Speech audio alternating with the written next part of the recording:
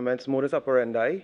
We are here to account to you as we continue our people-centered delivery and commitment to the people of our nation. So welcome to today's Cabinet Media Briefing for 31st July 2025. This evening, 3 members of the Cabinet have joined us. They are Minister of Transport and Civil Aviation, Minister Eli Zakur, Minister of Education, Dr. Daulat, and the Minister of Tertiary Education and Skills Training, Minister Prakash Prasad. At this point in time, I'd like to welcome Minister Prakash Prasad, the Minister of Tertiary Education and Skills Training, to the podium to discuss some of the key policies that we would have passed and approved in the Cabinet for the people of Trinidad and Tobago. Thank you, Chairman, and good evening. We have good news. I know parents and students were worried about the bursaries and the number of bursaries. Education forms a critical part of one's life, and the Prime Minister is very keen on education to ensure that the nation's children are educated. So in this regard, it gives me great pleasure to announce that the Cabinet has approved national bursaries for the year 2024 of 345. A lot more than before. And also there was some mix-up last year. So one additional scholarship for last year was bursary is being awarded also. Now, you just want to remind parents and those who have gotten the bursaries that they need to sign up to remain and work in Trinidad for some period of time to satisfy the requirements of the bursary. And we want to give the assurance also that jobs, appropriate jobs will be found for them in the ministries so they can use their talent and skills and the education they have gotten.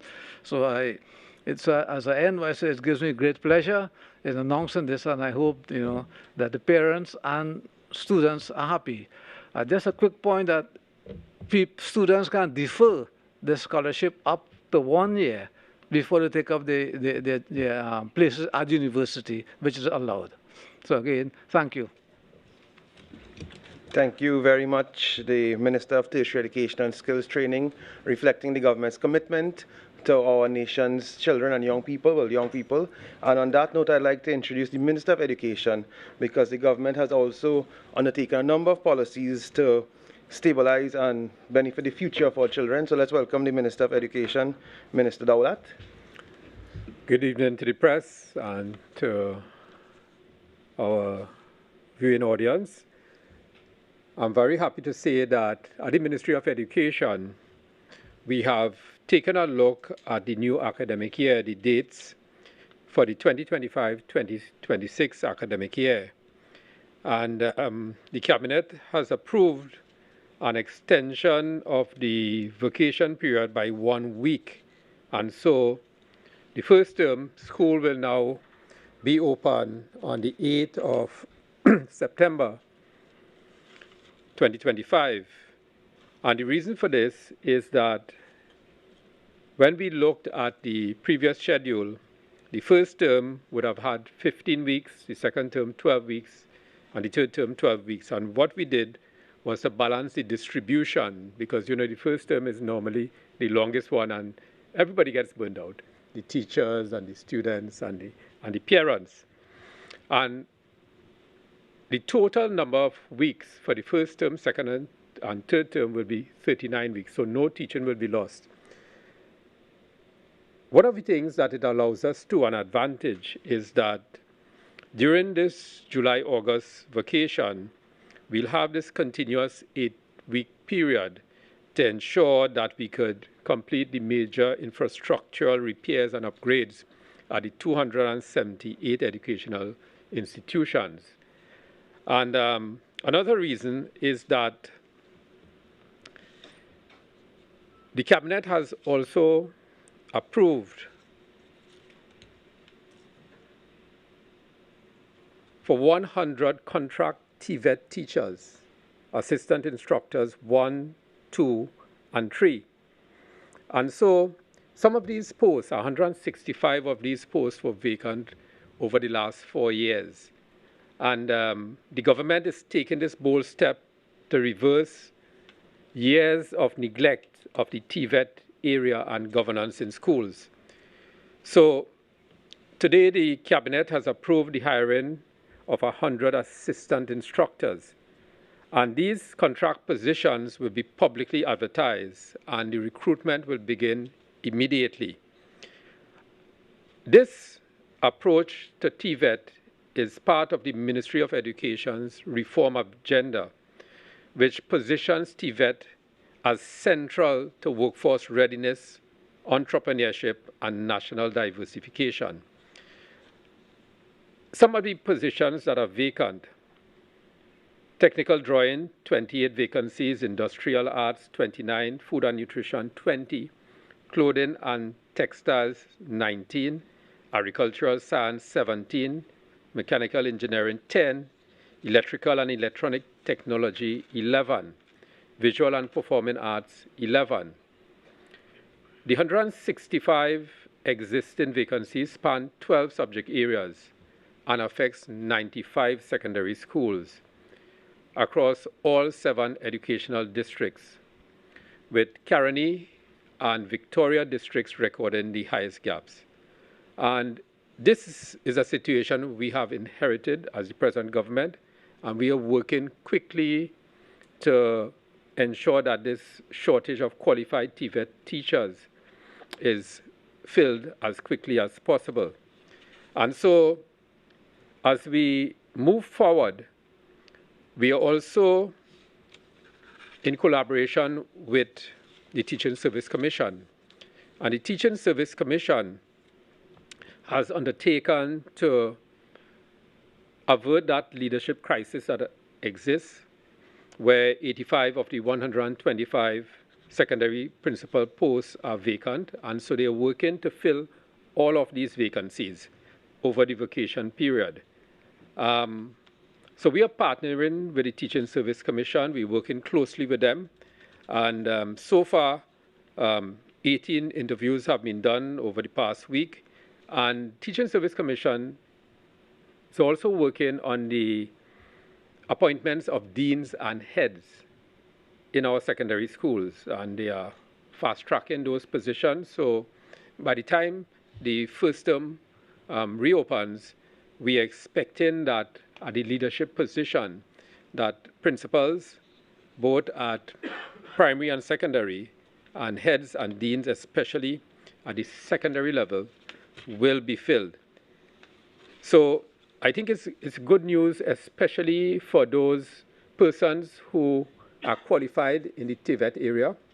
And there's also an advertisement out that Teaching Service Commission has given the Ministry of Education the permission to interview T1 teachers at the primary school. And so we are working very closely with the Teaching Service Commission to fill as many of these vacancies for the new term. Thank you. Thank you very much to the Minister of Education. Again, as announced by both the Minister of Education and the Minister of Tertiary Education and Skills Training, today at the Cabinet level, led by the Prime Minister, the government would have taken a number of decisions to support a holistic approach to education in our country, both at the tertiary level, secondary level, and the technical and vocational level. And it is part of this government's commitment to holistic development. And on that premise, I'd like to now invite the Minister of Transport and Civil Aviation, Honorable Senator Eli Zakur.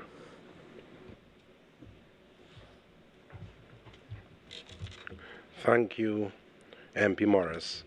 Good evening, members of the media and to the viewing and listening public. 3 weeks ago, I signed the Motor Vehicle and Road Traffic Amendment to the 9th Schedule Order 2025, removing the demerit points from all traffic violations except for the 6 criminal offences.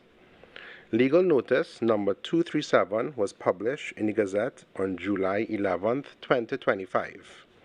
As of 12 a.m. on Sunday, the 13th of July, 2025, all demerit points were removed from the electronic 9th Schedule register.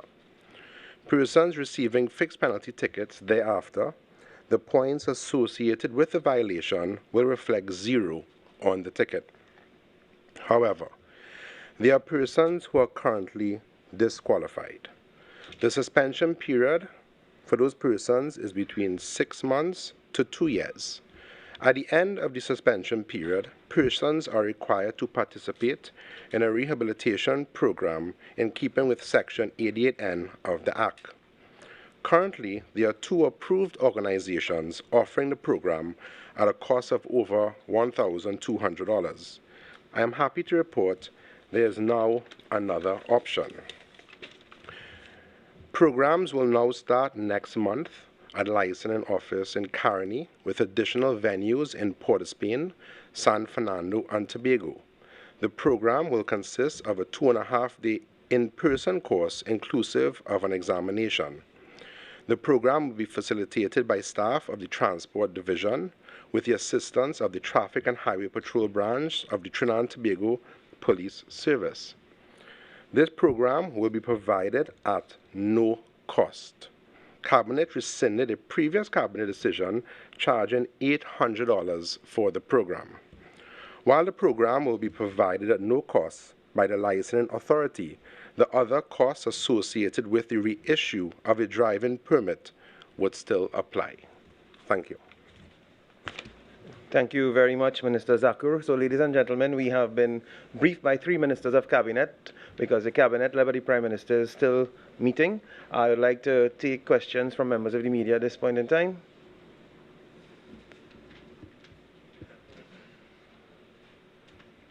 I think Jesse, yeah. Testing for audio 1, 2, 3. We're good? Yeah, Jesse. Good evening, ministers. To you first, Minister Zakur. Just wanted to perhaps segue into a different topic. Wanted to get an update as it pertains to the Tobago Airport Terminal. I know there's been calls for it to be opened officially. Has there been any update, any decision taken by government as it pertains to that? Yes. Currently, the airport terminal is under the purview of the Minister of Works and Infrastructure, Minister John, so I prefer not to comment on that. Once completed, it will be handed over to the Ministry of Transport and Civil Aviation. The Port Authority would have released an RFP for a new cargo vessel, right? There was an RFP months ago that received 3 tenders. What's the process now? Where are we today as it pertains to that? The port also falls under the purview now of the Ministry of Works and Infrastructure. So you have to direct those questions to Minister John. Thank you. Good afternoon, Ministers. Just some points of clarification for the Minister of Tertiary Education. Just to clarify, is it in fact bursaries or scholarships? And can you specify the value? I know you said it was 345. Can you specify the value? It's bursaries, to be very clear. And the value is approximately $51+ million. Minister of Education, Dr. Dowlat, you did mention the vacancies for the TVET instructors being 165. Why then was the decision taken to retain 100 and not the 165? The 100 positions that are approved by Cabinet are contract positions that we can move on immediately at the ministry. The other 65 positions will be interviewed by Teaching Service Commission. Yes?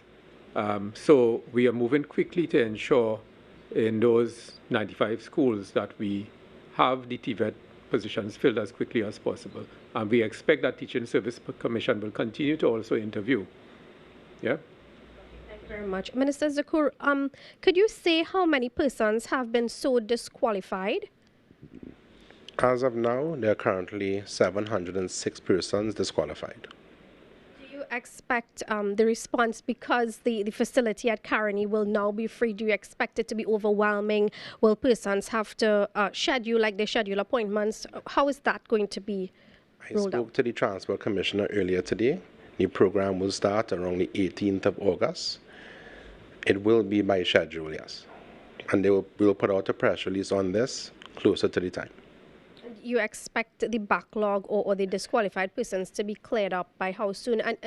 And really the genesis, do you suspect that they have remained disqualified because of the inability to pay? Some persons, yes, but I cannot indicate to you how long the 706 persons will complete the program. And what sort of criteria is there any program? I mean, those persons would have been disqualified for infringements, legal infringements.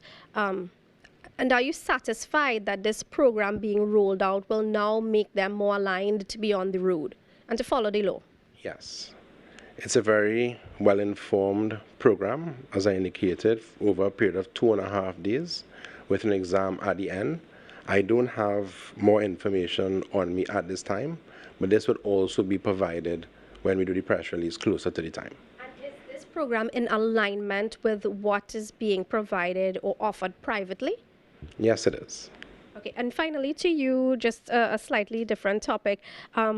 I know a lot of persons have been trying to get across to Tobago during this vacation period.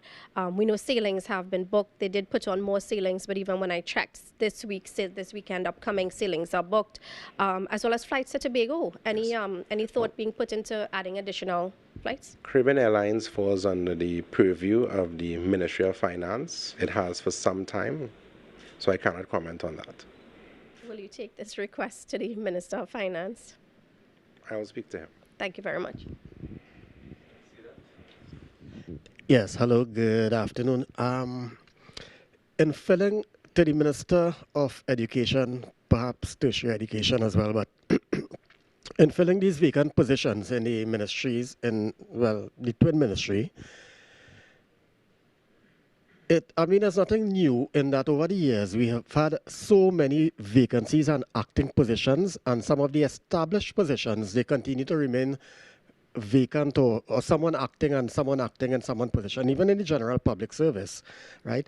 So the question is, have you all been working or having any discussion with the Teaching Service Commission in regard to your portfolio to treating with this situation on a more timely basis rather than, having it come to a situation that it has now, but on a regular basis, because people are going to retire next week, they're going to retire the week after, they're going to retire next month, the following month or so. So there will be attrition when it comes to persons going on retirement in the teaching service. So what system has been put in place to improve the efficiency in the appointment on a timely basis of not just principals and so on, but to fill all the vacancies?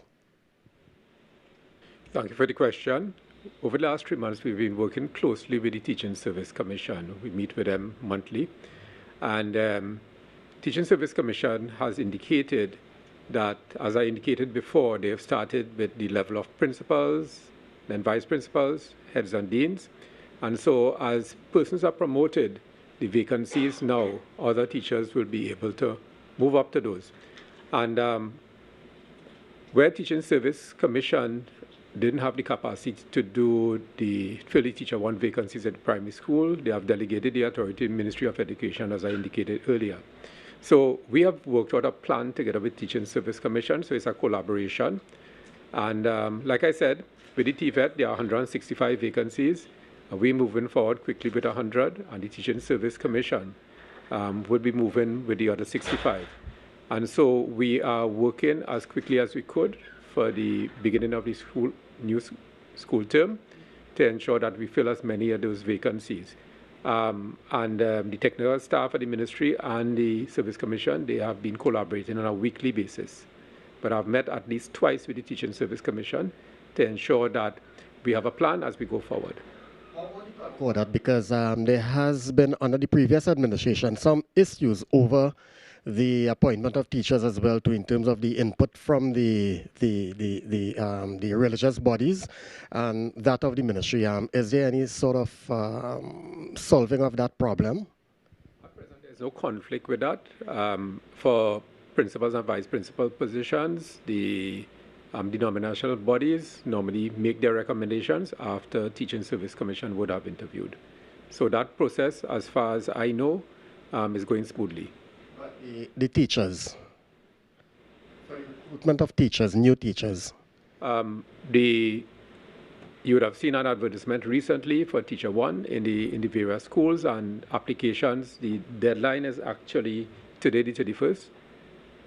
So as we go forward, as according to the Role of concordat. the question, though, I'm trying to get at really, in terms of a policy decision, what's the role of, in terms of the denominational schools, what is the role of the respective denominational education board in terms of the appointment of teachers? Right. As was in the past, the existing relationship with the denominational bodies and Teaching Service Commission, the Ministry of Education, is governed by the Concordat and the Education Act. So the same processes remain in place. Hi, good afternoon. Good evening. Sonolala, TTT News, to Professor Prasad. In terms of the bursaries, I know you mentioned it's actually more than was given out last year. Can you just elaborate on how much was given out last year? I can't give exact figures now, but there's been complaints that the number of bursaries were reduced. So we're looking at it now and look all those who qualified by the criteria, right? And this year, 345 people were qualified, and therefore they got it. So I think to reduce or to remove or mitigate, if you wish, the sort of complaints that people felt that bursaries were available, but they were not being given. So all those who met the criteria were given bursaries. You mentioned that most people, people who actually get these bursaries have to spend at least 2 years, I believe it is, at the ministry. Is this being done, or are people dropping out and heading to other places? No, I've been speaking to those who got bursaries and scholarships also, to ensure that the placements they get would be in line with the education, and the work as such would be, rewarded. They will get jobs that draw upon their expertise, etc. So that is actively in progress now. If you may, just a couple of weeks ago, you talked about the UE Debe Penal campus. That I believe a scope of works was being done. Any update on this? Was this done so far? And any update? It's in progress, and once that part finishes, we will let you know. Yeah. To Minister Daulat, you mentioned that school infrastructure, you're getting a week more basically to finish these repairs. But any update on how repairs are going so far, and how much work has actually been done? Perhaps a percentage of how much work has to be completed? Yes, thank you for the question. So I'm awaiting an update for this week after last week of the 278. 257 bill of quantities were received, 207 cost reviews completed, 182 approvals from the Ministry of Education, EFPPD section was sent to the MTS, and 79 contracts were awarded. And I expect by the end of this week, when I get an update, that these numbers will increase dramatically. So we are well on target. Beginning of primary and secondary schools? It's for early childhood care, education schools, it's for primary, and it's for secondary. So probably later on next week, I will do a press release giving the details of it. The further extension of the July-August vacation, the week, that ends, I believe, on September 8th, I believe you said. Has tutor been informed, or is this the first time they're hearing of it? What were their reactions? Well, you have to ask tutor that. Thank you. Just one final question to Minister. In terms of the course that's being offered at the licensing office, could you say who is actually conducting the course? Is it licensing officers or people that actually would be recruited to do this? Yes, as I indicated, it will be members of the Transport Division, including licensed officers, as well as policemen from the Highway Patrol Division. This is in addition to their normal duties. Are they being afforded possibly overtime or something of the sort? That is still being discussed. Minister Daulat, in terms of curriculum, have there been any review in a general sense of the curriculum at primary and secondary school, definitely, in terms of moving more into the digital age, particularly so with AI, and where we actually do have a Ministry of Public Administration and AI? Thank you for the question. So, as you recognize, it's very close to the heart of the Prime Minister Kamala Prasad Bisesa, the laptop initiative that we've started. And that project, we had done in 2010, 2015. But now with the advent of AI and the AI tutors, yes, we are looking at, and right now we are working closely with the Ministry of Public Admin and AI, together with the Ministry of Public Utilities and providers like state companies like TSTT, would have technology to ensure that the laptops for the new incoming Form 1s for the new term will have the kind of technology that will support new ways of learning. Say, for example, traditionally you would sit and take notes and copy things. Now, with AI and with the technology, you would be able to acquire the notes and the content much more easily, and it will free up time now for students to get more involved in critical thinking activities and problem-solving activities. So there's a significant advantage as we move forward. But right now, at the Ministry of Education, together with all other policies, with the School Code of Conduct and the Discipline Matrix and all of those, we are going through the review process. And in the upcoming weeks, you will hear from us on the areas of improvement and the strategies that we will be using going forward. That's insofar as curriculum, because there's another area. Well, in terms of the question I'm trying to get at, will AI be included into the curriculum of not just to be used as a tool, but included itself, one. And when you look at, if you're at encourage entrepreneurship in the country, rather than all the academic subjects and these type of things, will you also be including like financial literacy type of programs as from primary school, secondary school, so that people become more investor educated in that way, so they can indulge and engage in entrepreneurial business type activities? Yes, so one of the things right. So presently with the AI tools, we are using AI as a tool to support teaching and learning. It's not specifically as a particular subject or taught like that. But as we move forward and we progress, I'm sure with the new strategies and research, I'm sure that's an area that will open up quickly. The second, where you asked about entrepreneurship, one of the things you'll recognize with as we improve in the TVET area and in the associated numeracy and literacy areas, one of the things we are looking at is increasing the employability skills. So by the time you finish secondary school, so it's a holistic approach that we are taking, and there are already existing subject areas like the principle of business and principle of accounts, where within the content you have the opportunities to teach that.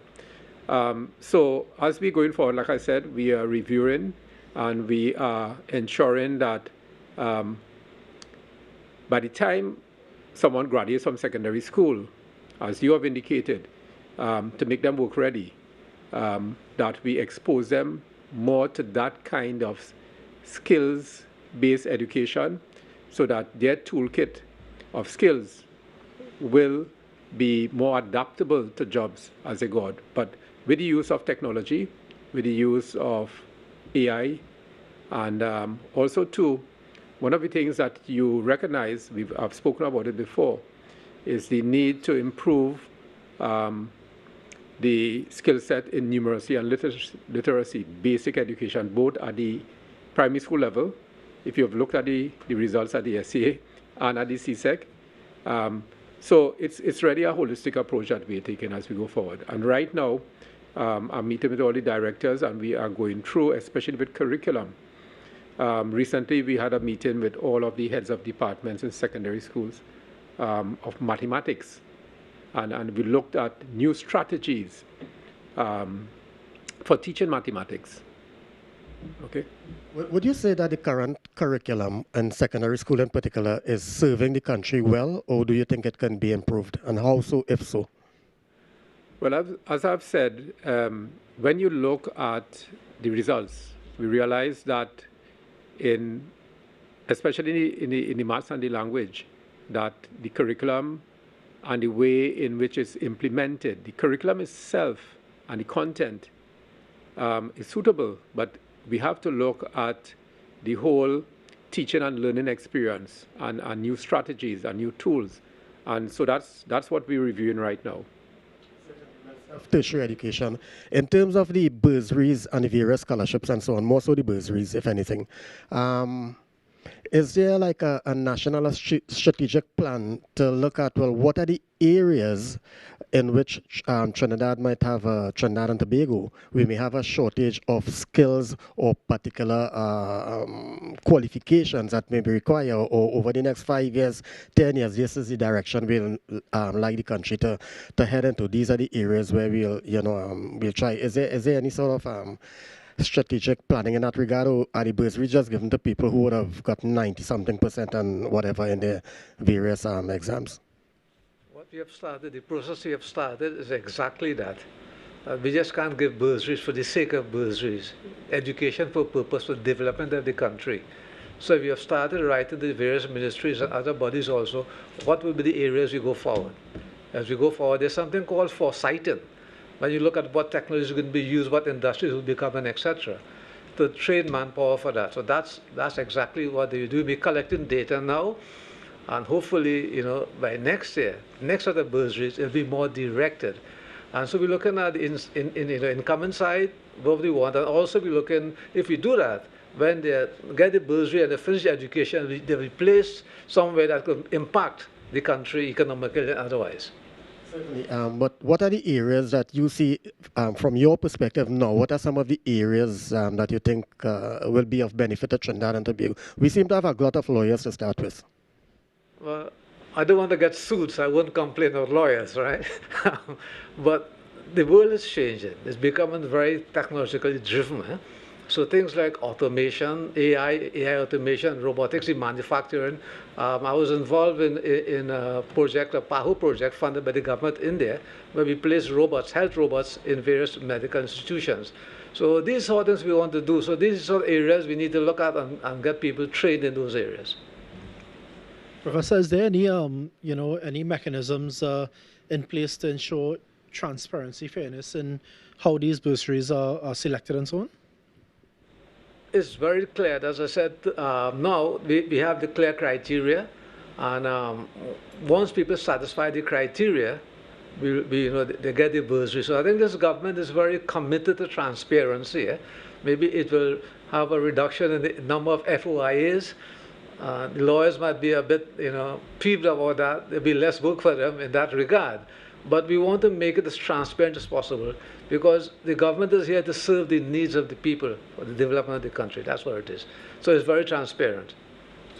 Professor, as a former president of UTT, are you perhaps engaged with the ongoing salary negotiations at the institution? Is that something that is, piquing your interest at the moment?